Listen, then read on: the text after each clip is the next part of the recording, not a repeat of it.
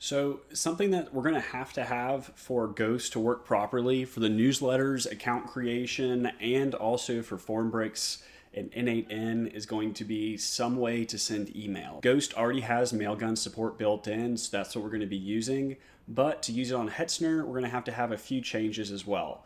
But before we get to that, let's go ahead and get started for free. Now, Mailgun, when we create our accounts, we have to keep a couple things in mind. And again, think back to my other videos. We are thinking about doing this for an organization. We want this to continue on without us being in charge of it forever, and especially for the billing. So if you're doing this on behalf of an organization, if you're a board member or you have a treasurer, go ahead and reach out to them and prepare them for what they're going to see on the bill, and also explain how this is all going to work, that you need the credit card info. So for the full name, you can do something like your organization name.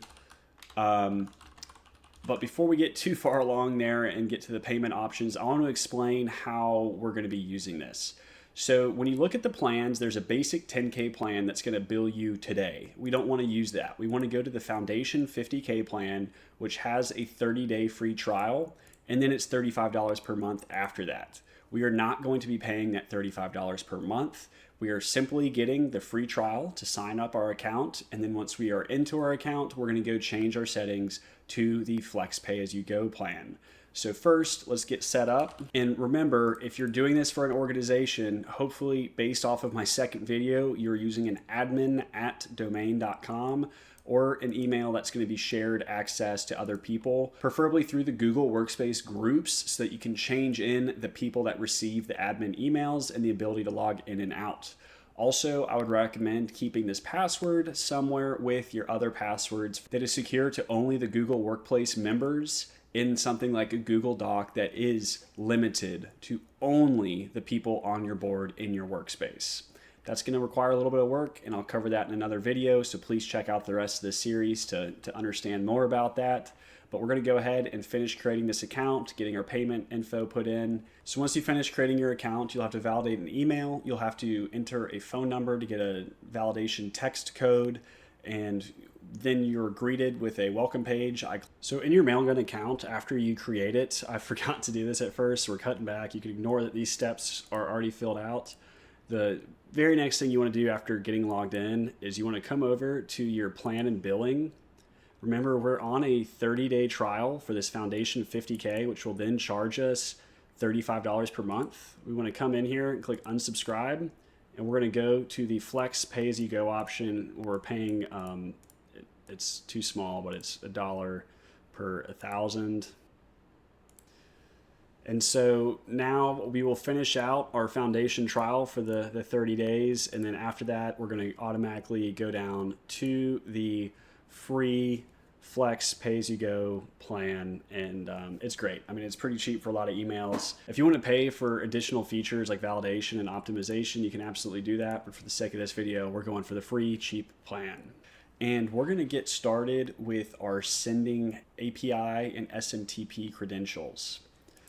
So we're going to come over to the Send tab on the left and go to Sending and go to Domains, and we're going to add a new domain. So we're going to use mg.yourdomain.com, the one that we purchased at Cloudflare, and the MG is for Mailgun. So for me, I will be doing mg.chuckbuildsawebsite.com. I am in the US. This is important for sending messages that you are in the correct region. And then for the IP assignment, I'm going to stick to shared IP. I'm going to click Add Domain, and then I'll get all these records to add to my DNS provider. I'm using Cloudflare, and they have a video here of other providers if you need help. But using Cloudflare, I'm going to come in and start copying and pasting each of these records to my DNS. So what I'll do in Cloudflare is I'll go to the DNS tab and then DNS records, and we're going to be using this Add Record button right above my head. And for these first few, these sending records, they are TXT records. So we'll click Add Record, type. We're going to choose TXT.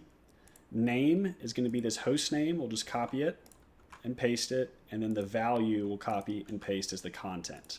Then I like to have comments so I know why these are here, and this is going to be Mailgun SPF record, so that we know not to delete anything with Mailgun. We're going to do the same for DKIM, add record, type txt, paste the host name here, and then paste the value here. While I'm doing this, I want to remind you that this is something you should protect. These keys are unique to you.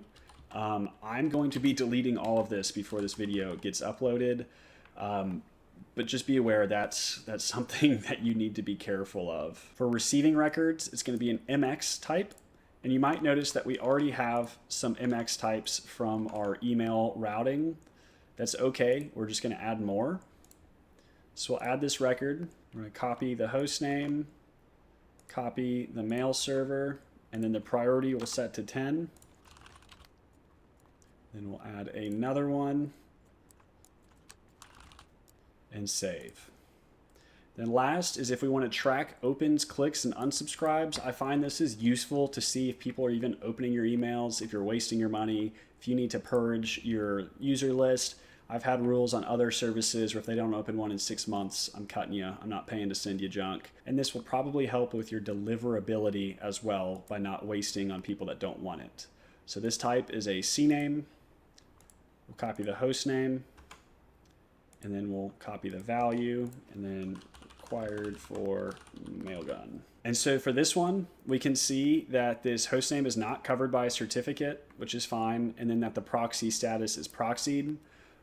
Later, we're going to want to protect our DNS records a little bit better, but for this Mailgun one, we do not want to proxy it. We want it to go straight to Mailgun, and that'll get rid of our little certificate error as well. So back on Mailgun, we can scroll up and click verify, and they all came through as green and verified. So that's great. Next up, we're going to have our SMTP credentials. This is how we're going to be sending emails. And so I'm going to kind of pause right here and explain a little bit more. SMTP is an email protocol that we're going to be using to send emails. We can see here on the screen that we have our SMTP settings and that we have an SMTP server. We're going to be using this in our environment variables and also for setting up some other stuff. But I just want to call that out that we're not using MG at chuckbuildsawebsite.com. We're using their Mailgun server for that. And then that their server right there, the Mailgun server here, listens on these ports. When you create an account at Hetzner and have a server, port 25 and port 465 are automatically blocked. We cannot unblock it until we pay multiple months of bills. You then have to request access to be unblocked, and you have to provide evidence saying why. That's kind of a problem. If you're cutting over very quickly, or you've got just the weekend to do this, you don't have months of payments. You've got a couple of options here. You can either wait and pay for your hosting without using it for 2-3 months, or we can use the other port, 587. And 25 and 587 are non-secure, non-SSL. 465 is the SSL TLS one. That's okay. It's not a big deal for us because we'll be using an API for most of our sending. Let's elaborate on that. SMTP, I thought we were using that to send emails. With Ghost, and they have some of this on their website that you can check later, Ghost uses SMTP for transactional emails. That is signing up for an account, forgetting your password, getting your login ID because Ghost doesn't store passwords. So every time you log in, they got to send you an email link to log in. That's also going to include creating staff members and getting your Ghost staff set up. So you really need the SMTP for the site to function properly. And then you're also going to need an API key from the API key section just for sending the newsletters, the bulk mail. Ghost won't let you use SMTP for the bulk mail, and I don't think they'll let you use the API key for the transactionals. You have to keep them separate. And this is a good representation of that on the right, that transactional is one email for one recipient, and that's going to be SMTP. And we're going to be using that SMTP through Mailgun. You do have other options for this. You could use a different email sender such as SendGrid, which is also another alternative to Mailgun. But for our bulk email, which is one email for many recipients, we have to use the Mailgun API. And this is just for newsletters. So now that we've kind of talked about that, let's actually put this to use and understand that when you get a password or create a user for these Mailgun credentials, you're only going to get the password one time. You do not need to store these passwords anywhere. You just need to use them in your compose for the stack for Portainer. You don't need to store them in a document for later. If you ever need it again, you'll just have to reset it, and that's okay. So for our first use here in our Portainer stack, we're going to have our service set to Mailgun, and then our authorized user is postmaster@ourdomain.com, which is provided here as our SMTP credential. For the password, I'm going to click Reset Password, and it's going to generate one for me, and it's going to copy it to my clipboard, and I'm going to place it here where it says Mailgun Pass.